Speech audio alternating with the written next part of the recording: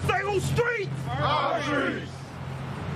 Say on streets. And made it. Right. Made it. Whose streets? Our streets.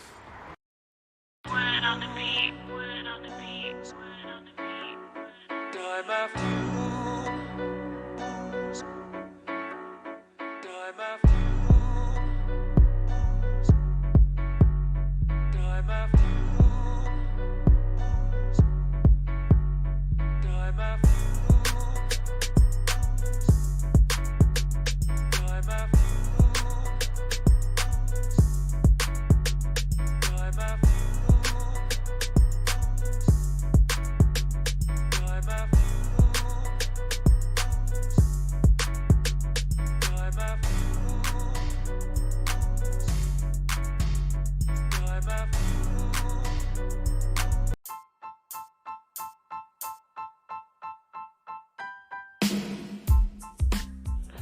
Man, oh man. In this podcast, man, I'm going to really just stick it to you. Oh, yeah, let me not miss the introduction. It's your boy Bazz, and y'all tuned in to Ends Podcast. We live and we in effect. But in this podcast, not too many times I'm going to say go for what you know, but when you going out into an industry, you trying to start something new. Like, I'm just saying, your entrepreneur grind, things of that nature. We want to step out there. Go for what you know. And the reason why I say that, right? So, Ends, we got our hands into the fashion industry, right? I'm from Detroit where it gets cold, but at the same time, we flashy, but we ain't too flashy. We got our own different type of style. But I grew up always rocking hoodies and I always rock hats. So when I first got into the fashion game, besides the t-shirts and stuff like that, because that's how everybody get into it with the t-shirts, I made sure that I had to put my brand and my logo on some type of hat, because it was like I always wear hats. Like, ever since I was a young boy, like high school, all type of stuff, we was either wearing the Scullies, that's what we call like the little beanie, well, I don't know what y'all call them, like the beanie style that that you kind of roll up a little bit. We either rock those styles, the Scullies, or you got you a fitted or a snapback on, but you always had some type of hat. So for me, when I was first getting into like the whole entrepreneurship, man, fashion and branding and all that type of stuff, I was like, I gotta get me a customized hat made. Not even just, I gotta give me one, had to give me two, had to give me two different variations made, because that also go for what you know. You need to be able to switch it up. You feel me? You want your hats to last, but you also want people to see that, hey, it's two different styles to these. So when I was first starting out, it was just more so going for what I know. It was like, man, I know that I don't really wear too many exclusive colors. I'm not really I do got exclusive shoes, don't get me wrong.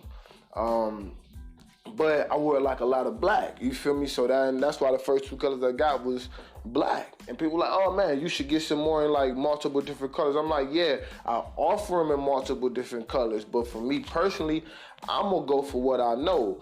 I like black. I'm a black type of nigga. So I'm gonna go for what I know. And just for that, I went for what I know. And it was real good. It caught wind. People like the black, sleek look. I feel like black is majestic. I feel like it's powerful. I feel like, it's just powerful beyond measure. It's the unknown, but it's also, you feel me? It's just powerful.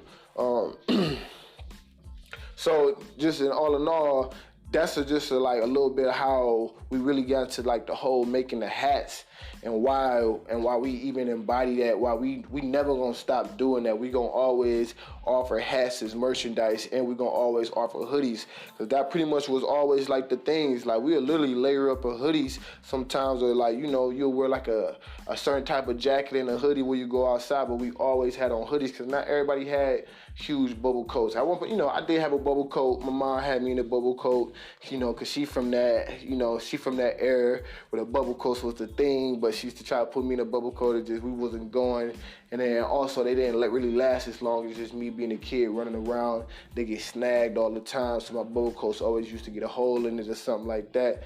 So I had to resort to the jacket with the hoodie underneath. And then also as I got older, we started to like that a little bit more because you're more nimble, you're more mobile with it. You feel me? Because you ain't got a big coat, but a big coat do help you out though. If you stand outside or something like that. You feel me? When you outside, the big coats help, but the hoodies also help too, because you can be mobile while you outside.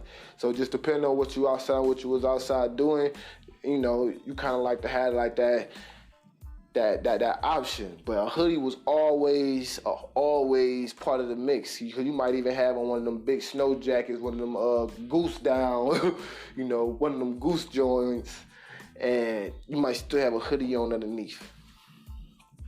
But I ain't gonna go too much into detail. I ain't gonna talk y'all ears off. I just want to say, man, go for what you know, man, because then that way you can really apply like your knowledge and your skill set towards that specific area or need.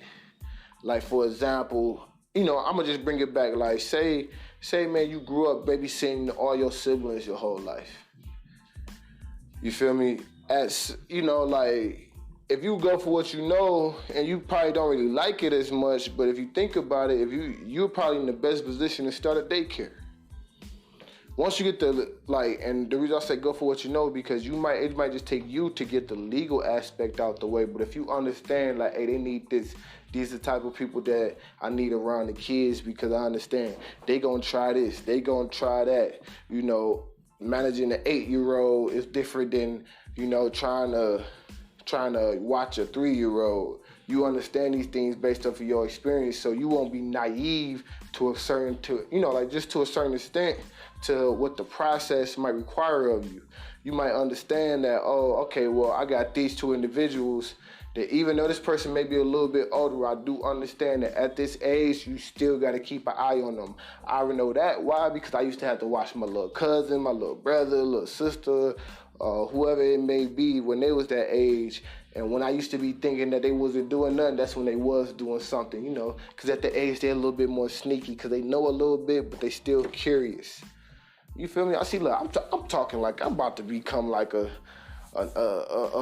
daycare or something like that. But nah, that's really for one of y'all that's out there that's like currently looking like, man, I want to start my own business, or I want to do this, but I ain't got the time because I'm always babysitting, or I'm always watching, you know, my sister kids, or I'm always watching my siblings. Well, if you think about it, you might could turn that into a business. Shoot, if you look at it from the aspect of, all right, well, if I do want to turn it to a legal business, what will I need? And if I want to just keep, you know, like just make it just like a side hustle just for a minute until I can get into the point where I can make it a legal business, what will I need? So you could just know like what to prepare for in the future. You could just understand what you're doing. You can keep growing with it because you already started the hardest part, which is doing it. You feel me? That's always the hardest part. It's just getting started. So once you already get started, now just being more consistent, being proactive with it. And that come with, you feel me, just being excited just for what you're doing. And if you know what you're doing already, and you basically help figuring out solutions for what you're already doing, and you like, oh shit, I'm doing this all the time. I ain't realize I can make money. I guarantee you that fire gonna burn a little different. Like, I can actually make money doing this? Hold on, let me figure this out.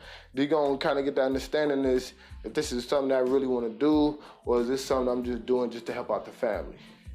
And if there's something I'm doing to just help out the family, I maybe can help them out a little bit more if I add a little bit extra little kids around the crib a little bit that can mesh well, and just figuring out how do I make them mesh well with the kids. That's part of all, you know, that's all about, you know, daycare. You know, how do you get different groups of kids to, you know, be able to play with each other, nap, watch TV around each other without always having to, you know, fight or argue, or, you feel me, just getting the wrongdoings. It's like, nah, but I'm gonna just leave it at that, man. It's your boy Bazz.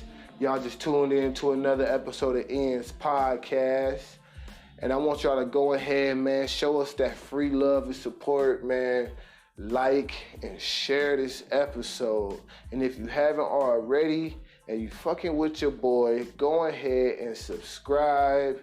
And you know we the voice of the culture, and if you want to, you know, voice your love and just loyalty just to the brand, man, go ahead and cop that Ian's merch. And when you cop that ends merch, it's like every time you wearing it, you letting them know what you stand for.